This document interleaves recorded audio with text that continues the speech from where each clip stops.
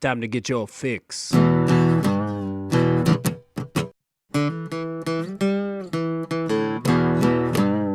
It's a horrible gaming podcast. It's not good, it's not great. Horrible gaming podcast. It's not even what you would call fair. It's really not that good.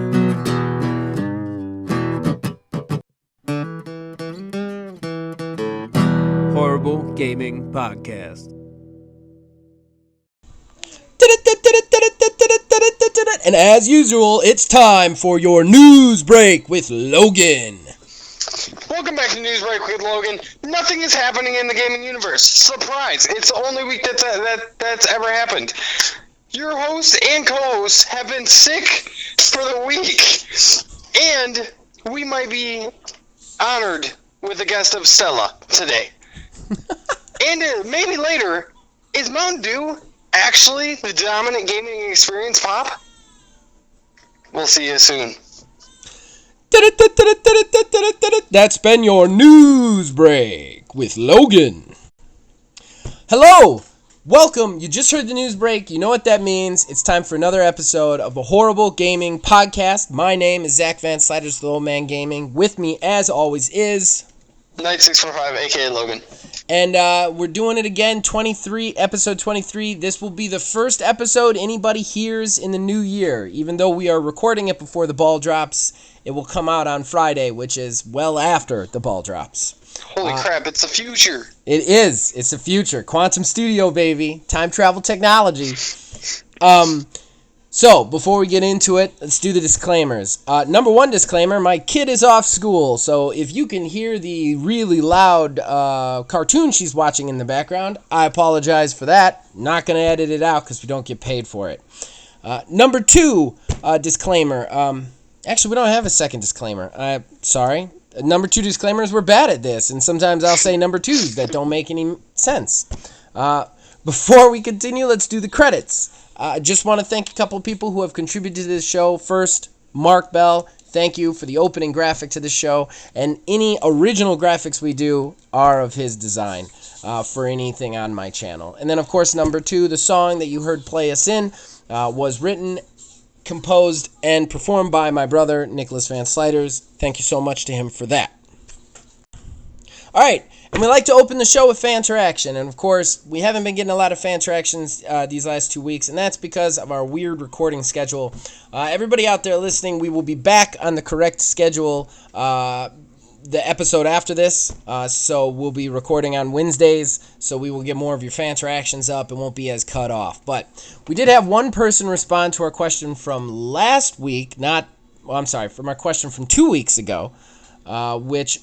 all he says is, let me bring that back up because I stupidly closed it because I don't understand how to do things in the world.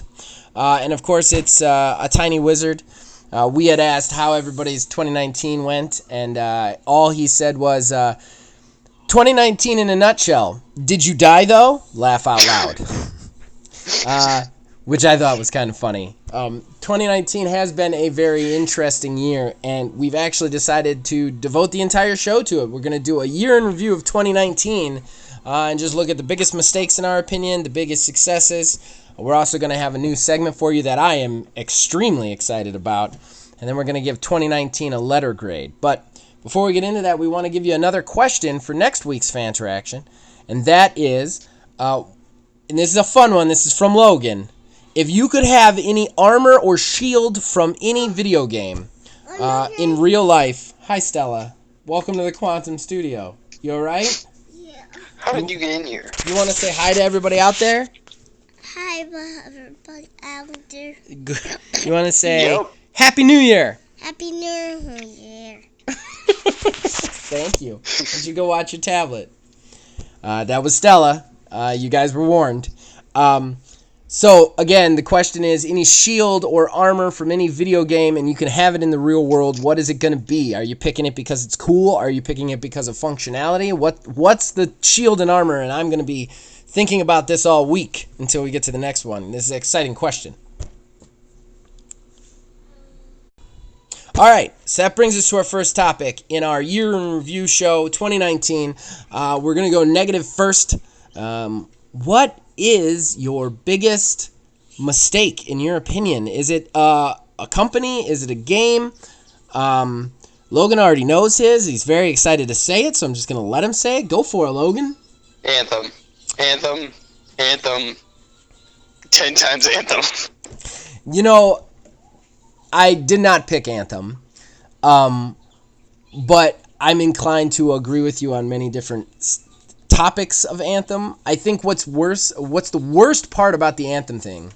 Well, I don't want to take your thing away from you. Why do you say Anthem? You give us the breakdown first. It was supposed to be so good, and it came out the way it did. And then they just gave up on it. Yeah. They said, oh, here's a rock. We know that you wanted gold, but it's just a rock, and it's never going to be gold. We're just gonna look at this rock and hope it gets better, and hope that you like it more. It's like they took a Sharpie out and they wrote the word gold on the rock. Is that good? Exactly. Well, if we just keep it out long enough, will people look past the fact that it's just a rock? Anthem bothers me on so many levels because I am a guy who has over 100 hours into it. Yeah. I played the shit out of that game because I really liked that game. It's just the problem was everything. And don't get me wrong, people. I'm not stupid. I wasn't playing it like, this game's perfect. I was playing it in spite of its flaws because there was some core fundamental stuff about that game that is absolutely brilliant. Yes. It's some of the best stuff in the movement is the best movement in gaming. I'm still going to say that. I know you'll fight me and you'll say Titanfall 2, and that's fine. But for me, Anthem is the best movement in any game I've ever played. And to have botched it so hardcore. I mean, they have said, though, they're putting resources into it to try and bring it back, to try and retool it. I've been quoted to say that the Anthem movement is orgasmic. I've said that before. Okay. Because it's so good. It is. It is. You were in the party when I said that. Yes, I was. It's so good. It's so good. It is. And they just threw up the rest of the game. They did. I mean, I still felt like the combat felt good. I liked the combat, but at the same time, there was nothing special about it. So, yeah, as good as it was the same thing over and over again. There was nothing different about it. I don't know. They had three types of every weapon. That's it. Yeah. Fast firing with low damage, medium firing with medium damage, and high firing with slow damage. Yeah. None of the guns looked cool in any way, shape, or form. They all looked exactly the same. I mean, we could sit here and talk about how bad Anthem ended up being all day long. My problem with Anthem, though, isn't that it's just bad, because there's so many games that were released this year that were just bad, and they were bad. The problem is that it's bad. It's like a 0.0, dangling over the edge of a 10, you know? Yeah. It was like for everything you said, this is amazing, there was immediately something where you were like, this is not good. And that it was like a canceled out thing. It wasn't just an all bad game. It was like everything that was amazing had a thing that was equally or worse.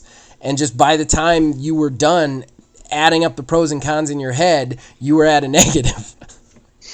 And when it came out, okay, the trailer dropped, and I just seen this game, and I was like, take my money. Yes! Please. Take my... I waited a year. I was the same way. I pre-ordered that. It was that. Effort. And I was the guy. It was that. I was the guy sitting there on the sidelines when everybody's like, I don't know about this game, 2 weeks before it came out. I was like, no, it's going to be good. Give them a chance. And then it's going to be great. When that beta demo whatever thing came out and we played it, and it was all right, but you could see some of the problems in it. I was like, no, the movement's great. Trust me, they've got time. They're going to fix it. Oh man, that game is so hard. It's haunted me. It's haunted me. Haunted me. Okay, so my biggest mistake.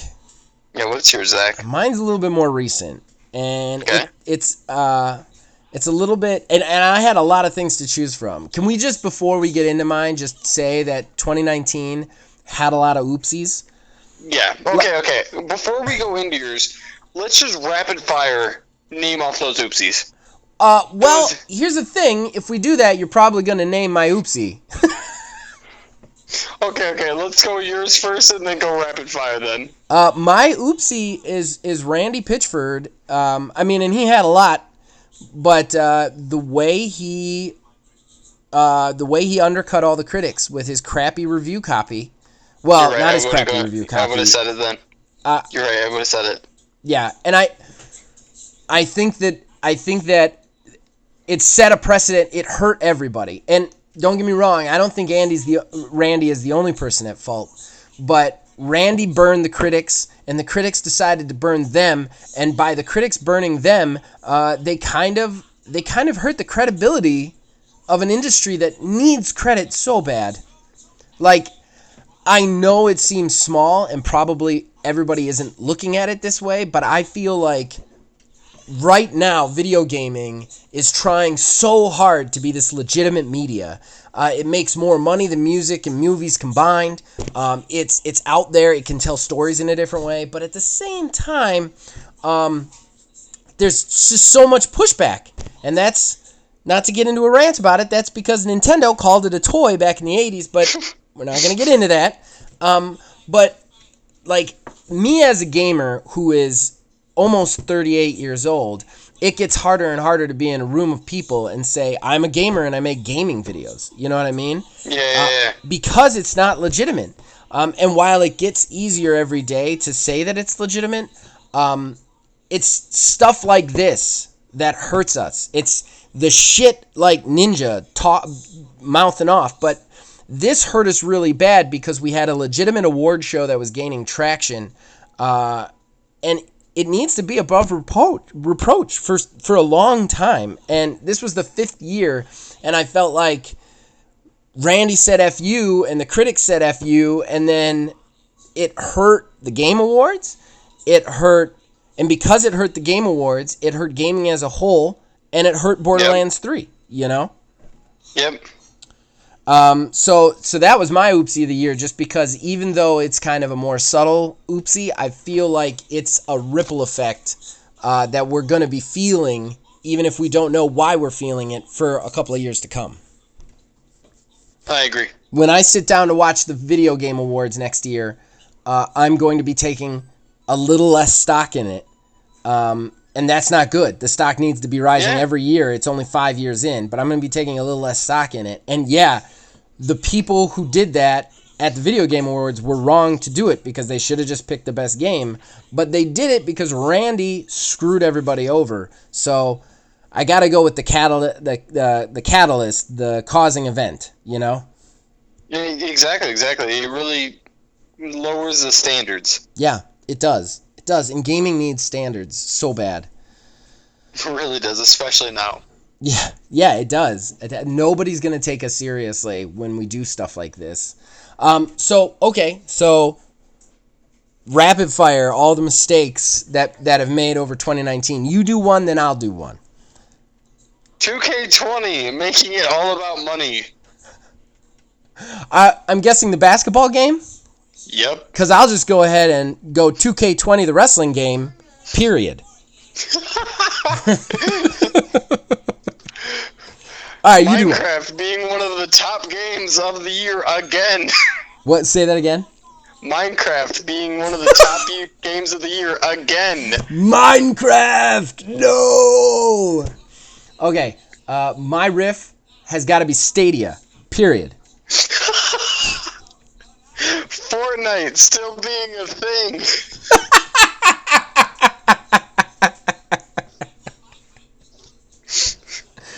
Fortnite still being a thing. That's a good one.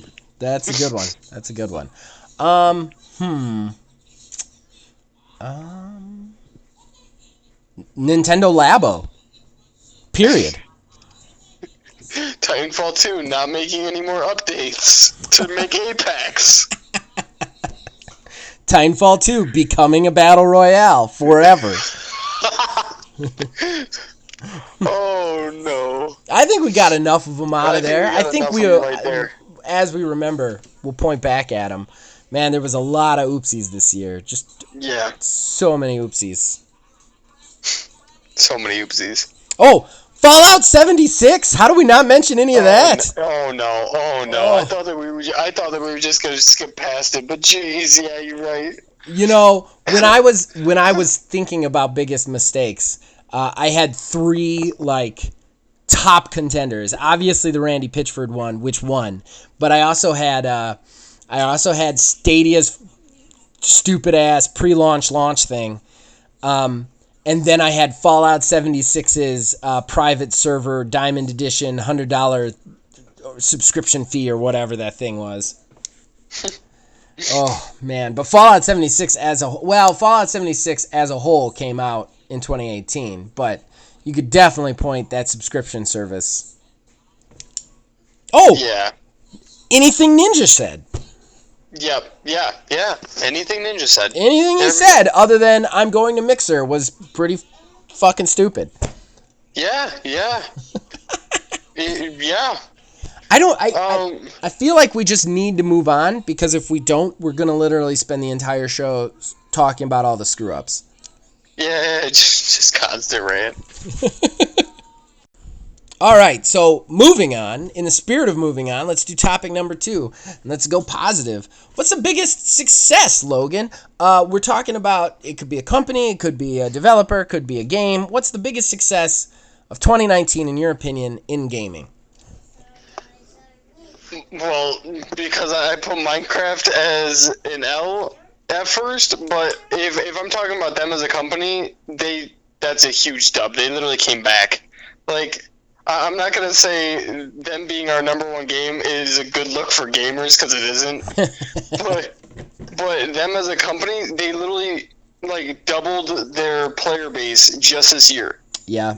Mojang their player base dropped again. They came back, doubled it again. I mean, you keep saying came back. I don't feel like they ever really went anywhere. I mean, they dropped out of the top 10 for 2 months. Minecraft it's just, that is a game that's just going to go on for years and years and years and years. It's just, and everybody talks about Fortnite, but Minecraft just quietly, consistently continues to be in everybody's house.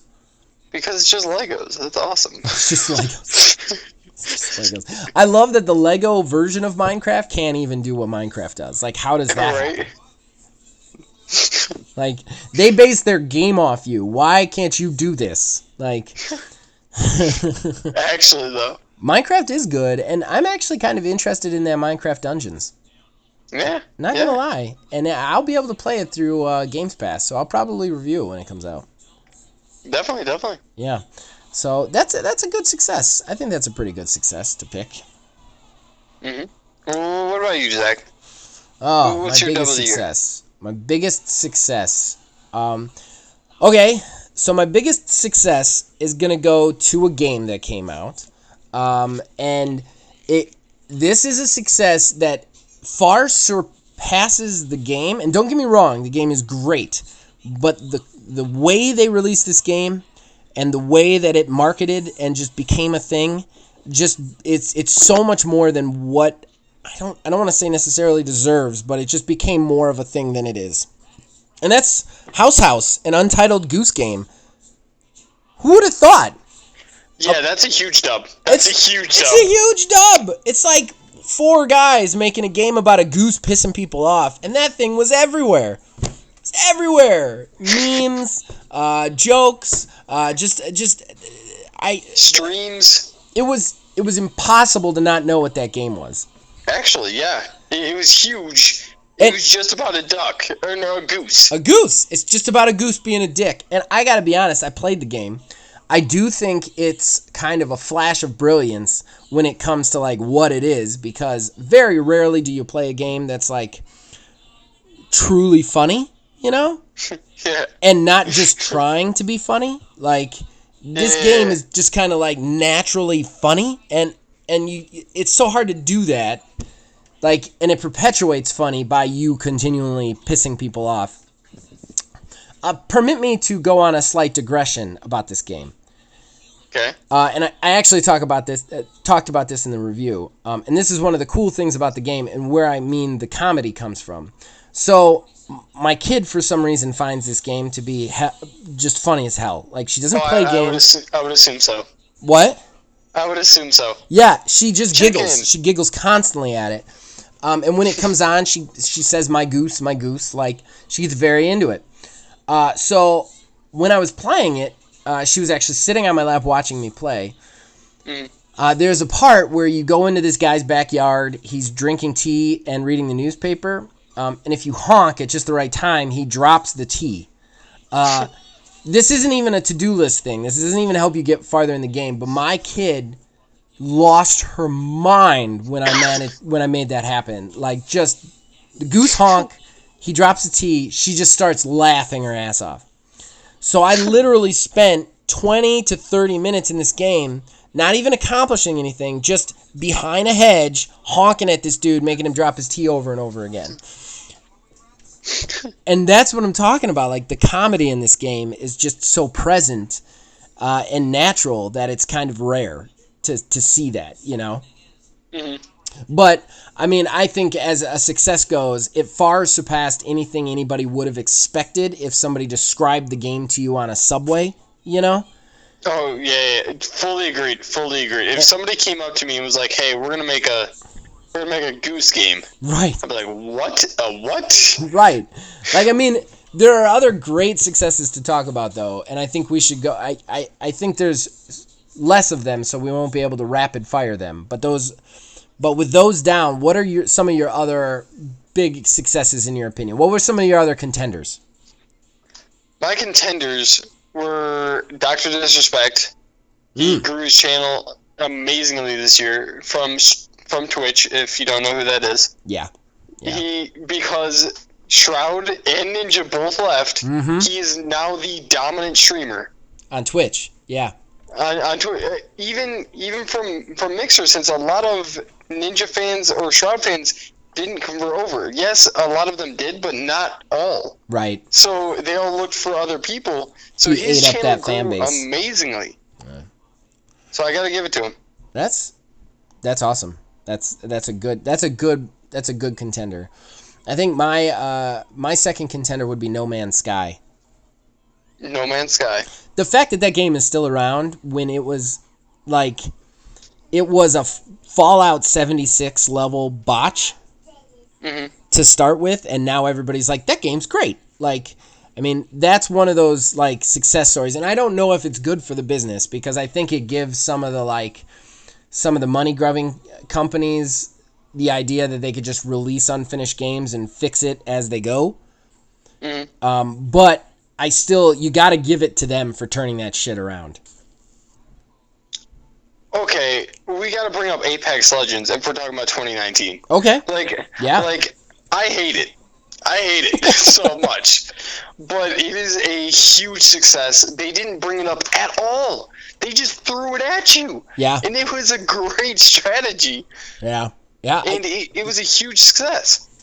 You know, and I agree. A huge success. Apex has had some under fire stuff about like loot boxing and stuff like that in some previous events, and I think they turned that around too, which is also something. They definitely earned everything that they got. And hey, shout out to Sekiro. Shadows Dice Twice. That's what I was about to say. Holy shit, man. Game of the Year award. Holy shit. What's that about, you know? I didn't even know that this game was coming out. And then it won Game of the Year. Like, it won I Game didn't know of it the was Year, coming right? out. And then, like, I started seeing people play it. I'm like, what is this game? Right. And then it wins Game of the Year. Right. Huge underdog win. It is. It was. It does go down as an underdog win. It does go down in an underdog win. What about Outer Worlds? That's another big win. Yep, I was about to bring that up too. And I also want to put that in. Another big win is Xbox getting Obsidian, although I know that kind of happened last year. No, that happened at E3. That was announced at E3. Yeah, Xbox getting that company. Yeah. Being able to have Outer Worlds on their Games Pass day one, that's a win. Right. Also, shout out to 2 more games: Borderlands 3, obviously, and Gears 5. Oh, yeah. I didn't want to give Borderlands 3 the biggest success of the year because... No, I'm not giving it biggest success. I'm just shouting it out. No, I'm really happy it came out, and I think it's every bit as good as the previous ones. I just feel like some really bad management has caused them to just be fighting an uphill battle all year, which is a real big bummer to me because those developers, that company, they really worked hard on that game, and to just get caught up in this political bullshit is kind of a bummer for that game. Yeah, the politics behind it are trash, but the game is good. Yeah. And Gears 5, great for Gears 5, man. There was only 2 first-party releases from Xbox this year, and they brought it. They were like, we're going to represent the company, you know? Yeah, the day one Games Pass option 2 was perfect. Well, The fact and it's that a big just win came too out right because there. it shows you what next year is going to be like for Games Pass havers, and the stock in Games Pass. Let's talk about Games Pass as a big success for a second. Huge success. Holy crap, they have revolutionized. And That part of thing used to me... be garbage. What? That thing used to be garbage. It did, and it was a great idea, but it didn't have any library to back it, you know. Yeah. And I think that, like, I don't know, like, part of me is scared because I feel like we get even further away from physical discs, and that scares me as an old man who does not like digital. But at the same time, the fact that I spend $9.99 and I get every first-party AAA game that comes out for Xbox, like that for me was XO 2019, their Xbox show, was just like, hey, look at how valuable Games Pass is going to be next year. Yeah. Like if you could sum it up in a sentence, that would have been it, you know? Yeah. Definitely was. Yeah. All right. Okay, so now it's time for our new segment that I'm extremely excited about. This segment is called With My Last Breath, and this segment mainly focuses on myself because I rant too much. What we are going to do, Logan has his stopwatch ready on his phone, right? Yep. He is going to give me a topic. That topic I will have to rant negatively about. He can give me a topic I like. He can give me a topic I hate. He can give me whatever topic he wants. I have to rant negatively about it for 60 seconds. Just 60 seconds. As hot and heavy as I can get for that 60 seconds. Then at the end, he's going to give me a letter grade. I'm going to keep track of that letter grade. We're going to see what my average is at the end of the year. So I'm super excited about this because I think anybody who's listening to this show knows that I tend to go on these gigantic, weird rants. So we're going to get it just right into this one. So, again, Logan, you got to pick the topic, and then we can talk about it for just a couple of seconds, and then we'll get going. So what topic are you going to give me? Your rant is about how you are better at video games than me and everyone you know. Oh, for fuck's sake. That's the opposite. What? Yep. I'm already regretting giving you this. Like, immediately I regret it. Immediately regret. You have somehow picked the one thing I can't possibly rant about, honestly. I hear Ashton talk about this stuff all the time, so now I get to hear you go a full rant about this. I'm so self-deprecating. I don't know how to do this. Okay. That's why it's the best. All right, hold on. Just give me a second to consider my approach to this, because I got to be creative, because it's still got to come from the heart. I can't just lie. That's true.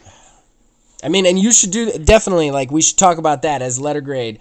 You should deduct points if you think that I'm lying or you feel that I'm being insincere. Like, It's true. You got to be truthful. I got to be truthful. That's what makes an honest rant. Right. I've got to find the rant on whatever it is. Exactly. And I think I've found it. So one more time, the topic is why I am a better gamer than anybody else. Pretty much, yeah.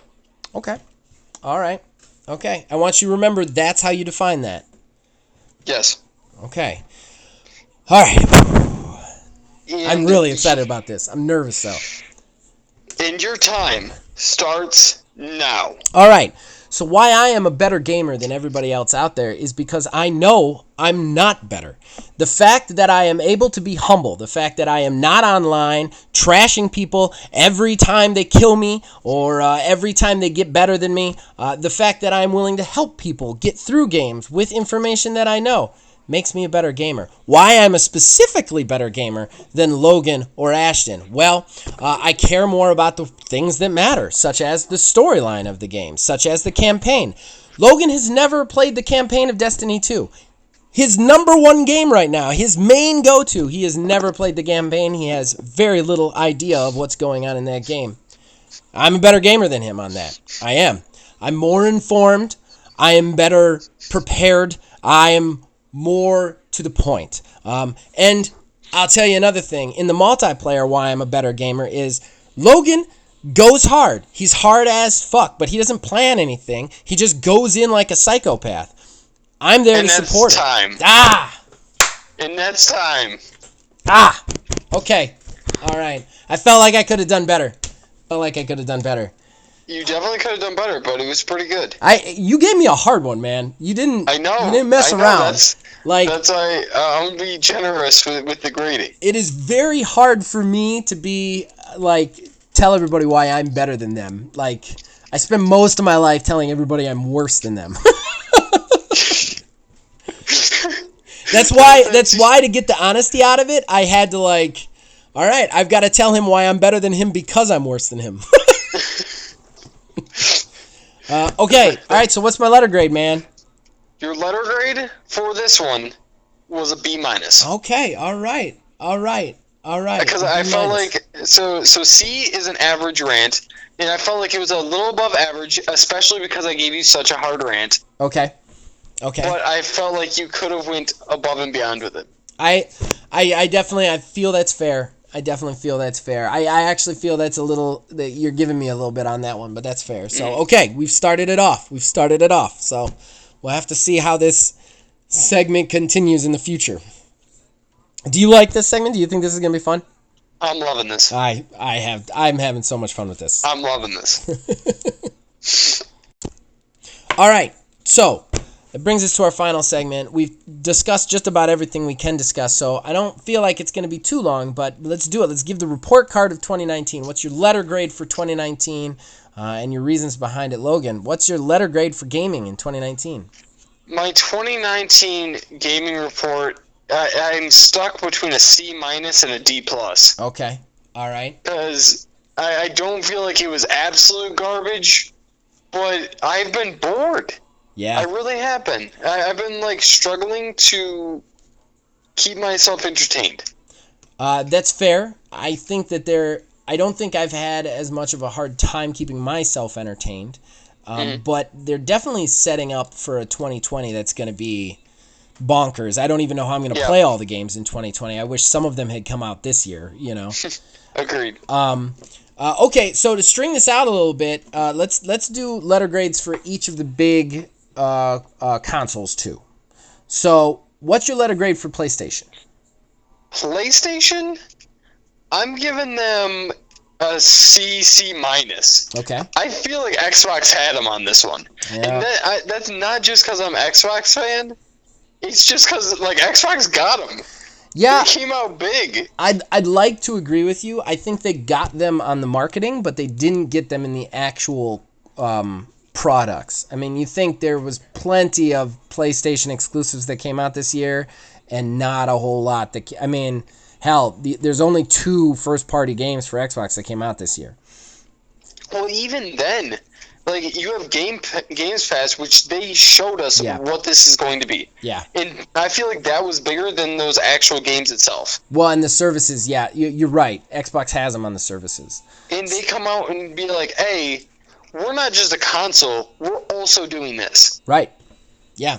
And that's huge. true, and PlayStation has not found a way to match that at all. No, not at all. Okay, so letter grade for Xbox then. Letter grade for Xbox, B+. That's a B+. good one. I like that one. Yeah. It's good. It's good. Like, obviously, they could have done better with, like, stuff like Gears and stuff like that. But it's big. It's really big. The only thing holding them back, and if Halo would have dropped this year, I would have given them an A easily.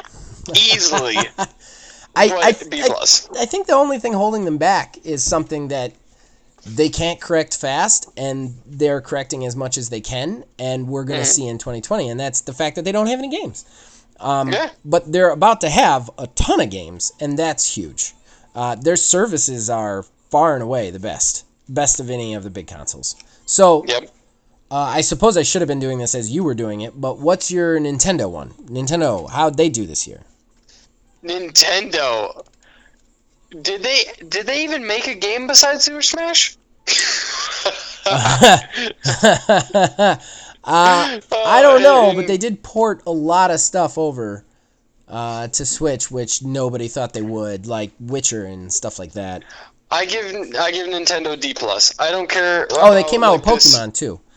I don't care about their stuff going crazy. I remember back in the Wii, they had the Nintendo DS, right? DSi. Those were the huge years of the Nintendo. Right. Just a huge flex, and now I feel like the Switch is just like yeah. Good job, I guess. You did. I think something. Nintendo is doing really good, but they're facing down a real big problem, and that is there's no way they can contend with the next generation. And their whole strategy of porting over lower quality versions of the games that are out for the big stuff isn't going to work, because the games that come out for the next generation will be too big for them to be able to do that. Like, they don't have the hardware to keep up, and while I feel like their portability and their large game library has been good this time around, they are just in a bad spot. I'm not going to ask you for a letter grade for Stadia, because it's not actually out yet. People forget that. It's not actually a thing yet. It's the Founders Edition, and it's not even real. Oh, so upset. Okay, so my letter grades, I'd actually say gaming as a whole was a C- this year. It was rough. It was rough. I don't want to say I was bored. I definitely wasn't bored, but there was just a lot of things that hurt gaming as a whole, as an industry, and that hurts me, because I spend most of my life trying to convince people that what I do on this channel means something, matters, and is relevant. And gaming felt like in 2019, they spent all their time trying to convince everybody that they were just stupid toys, and that bugs me. Especially, and I'm including Twitch and all of his stupid stuff that he said, and all the stuff with the Game Awards, and I want gaming to be a thing, and gaming's own worst enemy is gaming, Yeah. PlayStation, I'm actually going to give them a C. I don't think they did good this year. I know that they had more first-party originals, and that's fine, but I feel like they have fallen into a rut and a groove, and they have a stubborn refusal to change, and that is hurting them. The fact that they've already said that PlayStation 5 won't have backwards compatibility and Xbox X Series will, that's a huge thing. Yeah. They're already saying, well, we don't have those features, and they don't seem to care about it, and that bothers me. It seems like the only thing they care about doing is making more of the same. Their controller looks the same. I'm sure their system will be the same with SSDs in it. And they're just going to keep... And sure, they'll put out good single-player quality games. I'm not saying they won't, but the games market isn't just that. It just isn't. Whereas Xbox and my messiah Phil Spencer, I'm going to actually give them B+. yeah, they didn't have any games, and that sucks. But like you said, Games Pass, their Series X announcement I thought was actually really good, even though a lot of people are criticizing them. But I think it actually is really good. It makes me want the system. I love the fact that they've already announced that your entire library of games goes with you, period. Which I've never wanted to buy a day one system. Never. I want to buy this day one because everything I own is on it. Yeah. You know? Like, I'm not losing anything. I'm not sacrificing my old games for this one. I'm getting everything in an updated model, and that's great. Plus, Games Pass. I'd say Nintendo I would actually say Nintendo is an A, with the caveat that they're in a lot of trouble. Like, a lot of trouble. Like, I feel like this is the first year I've ever thought about buying a Nintendo system since the first Wii, you know? So, Yeah. I gotta give them props for that, but at the same time, I feel like they're going to end up in hot water because the gimmicks are not gonna hold up when that hardware is too big for you to put games on your system. So, Yeah. and I don't think that the hardware is there for them to make a powerful enough version of this. And they've already said they're not working on more systems, so I think they're in trouble, hardware trouble again. So we'll see what happens. But and then again, Stadia is not actually released. It is the Founders Pack is an original thing that's new, that actually doesn't have any of the stuff that you're going to get next year when it actually releases, and you can just subscribe to it. So stop buying them. Not that anybody is, from what I understand. Okay. I think that covers it, right? Yep. I think that's it. That's 2019 in a nutshell, at least according to two assholes on the internet who don't know what they're talking about. Which is basically where everyone gets their news. So yeah, exactly. We've got about as much experience as anybody else talking about stuff. So thank you guys again. This is our first podcast of 2020.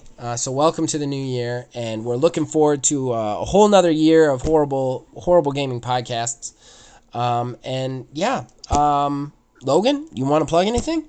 Year 2, baby! Year two. As we enter year 2, we just want to send thanks out to you guys again. The fact that we're still going strong is really exciting for us. And we're still gaining subscribers at a snail's pace, but we're still gaining them. So thank you to everybody out there. As far as plugs, Mondays, I do horrible reviews. Wednesdays, you can check out Borderlands 330, my playthroughs with Phil Billy, resident Borderlands expert. And then Fridays, we're doing a podcast here again. You can also check out the audio version on Thursdays, and we definitely are going to have some new shows coming in the new year. Not 100% what we have coming, but we have some new stuff coming. So keep on the lookout for that. And thank you guys. As long as you guys keep watching and listening, we'll keep making them.